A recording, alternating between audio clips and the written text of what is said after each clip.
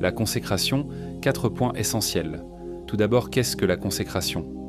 La consécration, c'est se mettre à part pour Dieu, ne plus vivre pour soi-même, mais vivre pour lui entièrement. C'est un acte volontaire d'amour, un renoncement à soi et un engagement à marcher selon la parole. Se consacrer, c'est choisir d'appartenir à Dieu, de lui obéir et de chercher la sainteté. Romains 12, 1. Offrez vos corps comme un sacrifice vivant, saint, agréable à Dieu.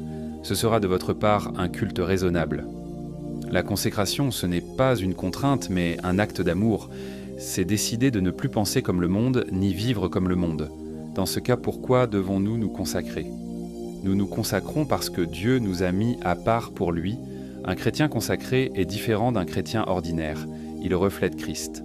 La consécration est la preuve que nous aimons Dieu plus que nous-mêmes. 1 Pierre 1, 16 « Vous serez saints, car je suis saint ». Dieu nous appelle à la différence, à la séparation du monde, à une vie qui honore Christ. La consécration montre notre désir d'être ses témoins et de marcher dans sa volonté. Alors comment se consacrer concrètement ? La consécration, c'est une décision quotidienne. C'est choisir de renoncer à soi-même et de dire non au péché. C'est résister au désir de la chair et obéir à la parole de Dieu. C'est aussi persévérer dans la prière et chercher la volonté de Dieu avant la nôtre. Se consacrer, c'est accepter de payer un prix, retenir les pulsions de la chair et marcher selon l'esprit. Matthieu 16, 24. Si quelqu'un veut venir après moi, qu'il renonce à lui-même, qu'il se charge de sa croix et qu'il me suive. Se consacrer, c'est dire non au monde, non à soi-même et oui à Dieu.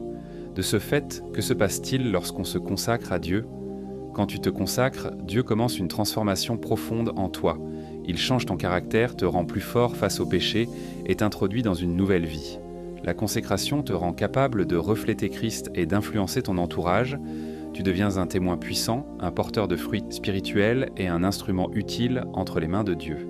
Elle t'amène aussi dans une communion plus profonde avec le Saint-Esprit et te donne la force d'accomplir la volonté de Dieu. Lévitique 20, 7. Vous vous sanctifierez et vous serez saints, car je suis l'Éternel, votre Dieu. La consécration n'est pas un événement, mais un style de vie. C'est le choix quotidien de vivre pour Dieu plutôt que pour soi-même. Chaque fois que tu te mets à part pour Dieu, il te transforme, t'équipe et te fait entrer dans sa volonté parfaite. Un chrétien consacré n'est jamais ordinaire. Il porte la marque du ciel. Consacre-toi et Dieu fera de toi une preuve vivante de sa puissance.